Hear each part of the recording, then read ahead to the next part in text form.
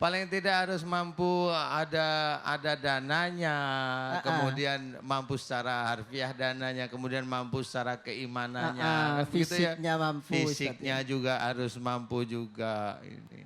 Jadi memang kita harus memahami bahwa haji itu sulit. Jadi kalau bisa dari sejak muda kita ada rizki dari Allah Ta'ala udah berangkat sejak muda. Ya. Yang jelas itu mumayyiz yang jelas ya. Jadi jangan bayi berangkat haji malah ditolak.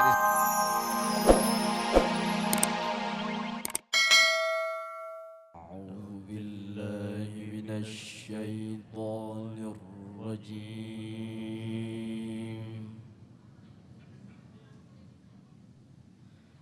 Bismillahirrahmanirrahim.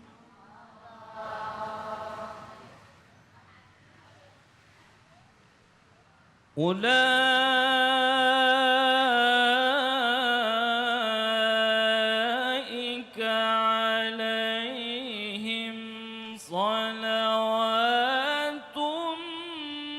من ربهم ورحمة أولئك عليهم صلوات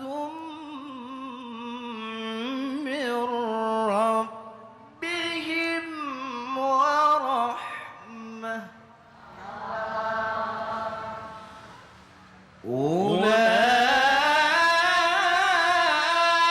أولئك عليهم صلوات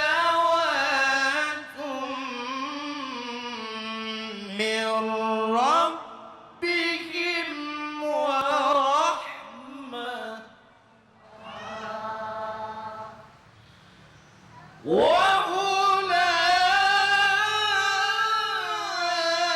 وأولئك هم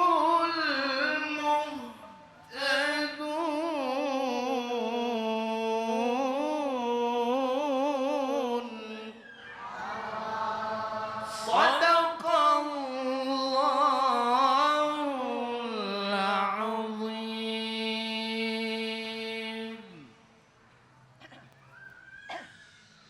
Assalamualaikum warahmatullahi wabarakatuh.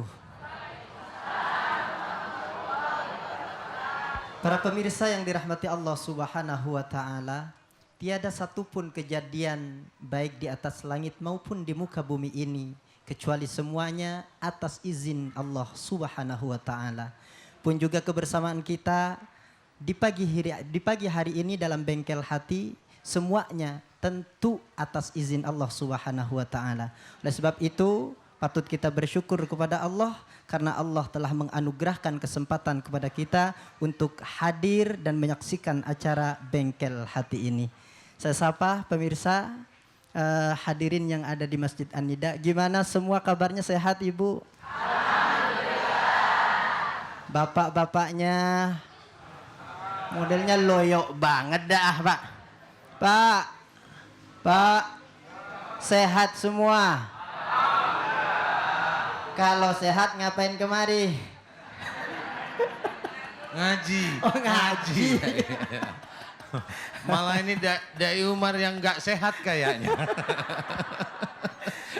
ngaji Ya, jangan lupa. bener ngaji Bener, Ustaz. ngaji, Nah, bener. alhamdulillah ada narasumber kita yang sangat kita cintai. Kita sapa sejenak, Ustadz, sehat? Alhamdulillah. Jangan sehat. sampai nggak sehat kalau Ustadz ya. Mudah-mudahan Ustadz Danu senantiasa diberi kesehatan oleh Allah. Amin ya Allah, amin amin. Nih Ustadz, Ya. kita ngobrol nih tema kita pada saat ini berhubung lagi musim haji nih Ustadz Iya. ya. Tema kita seperti yang kita ungkapkan kemarin yakni hikmah Safa dan Marwah. Nah ini Ustadz, monggo Ustadz apa kira-kira hikmah daripada salah satu rukun ibadah haji, yakni as-sa'yu bainas safa wal marwah. Wal marwah, iya betul. Memang Safa Marwah ini menjadi salah satu rukun ya dalam berhaji. Dan ini kita harus memahami bahwa ini untuk memperingati Siti Hajar yang mencarikan air bagi Ismail putranya. Dan beliau berusaha sebagai orang tua di mana Ismail masih bayi, masih kecil, membutuhkan air untuk minum. Dicari ke sana kemari, ke sana kemari 7 kali sehingga itu menjadi salah satu rukun haji kita ya. Iya. Alhamdulillah. Nah, ini adalah salah satu usaha bagi orang tua untuk menjadikan anak yang baru dilahirkan ini bisa hidup. Ini usaha orang tua. Nah, juga gambaran bagi anak atau kita sendiri agar memahami bahwasanya orang tua kita itu memberikan sepenuhnya kasih sayangnya kepada kita sehingga kita bisa hidup sampai saat ini, sehingga kita bisa mengenal Allah sehingga saat ini. Jadi bagaimana hikmah dari Safa Marwah ini kita nanti akan kita bicarakan lebih lanjut. Iya, alhamdulillah. Jadi ini terkait dengan pengorbanan dan perjuangan seorang ibu di dalam membesarkan anaknya. Anak putra-putranya, dan memang betul. kita tahu nih sebenarnya ya, Siti Hajar ini memang ditinggal oleh Baginda Ibrahim di dalam rangka memenuhi panggilan Allah Subhanahu wa taala. Sehingga beliau mengurus anaknya sendirian luar biasa, Ustaz ya. Makanya pesannya di sini memang seorang anak ya, ini Iya. terlebih ke seorang anak bagaimana mampu untuk berbakti kepada orang tuanya, betul. Nih, Ustadz, ini kita kan lagi musim haji nih. Ya, mau tanya nih sama ibu-ibu, ada yang sudah haji? Ada? Yang sudah haji ngacung? Yang sudah haji? Alhamdulillah cuma 7 orang ya. Yang belum haji? Banyak banget. Mana yang belum haji? Belum haji nih semuanya. Yang Coba banyak angkat tadi tangan. belum haji. Ya. Mau berangkat haji? Ngacung dulu yang mau berangkat haji. Dah. Punya duitnya? Wah, ini repot. Bawa haji gak ada duit. Padahal yang namanya haji itu kan harus mampu. Iya, harus istiqomah.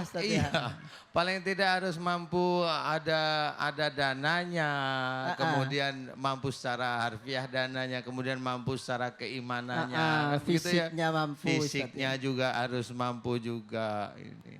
Jadi memang kita harus memahami bahwa haji itu sulit. Jadi kalau bisa dari sejak muda kita ada rizki dari Allah Ta'ala udah berangkat sejak muda.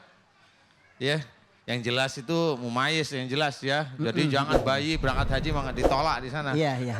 Nih, Ustaz. Iya. Kalau kita melaksanakan atau mendirikan sholat, maka dimanapun kita boleh sholat nih Ustaz. Ya. Iya, betul. Di An-Nida kita bisa sholat. Bandung ayak Bandung? Bisa sholat ente?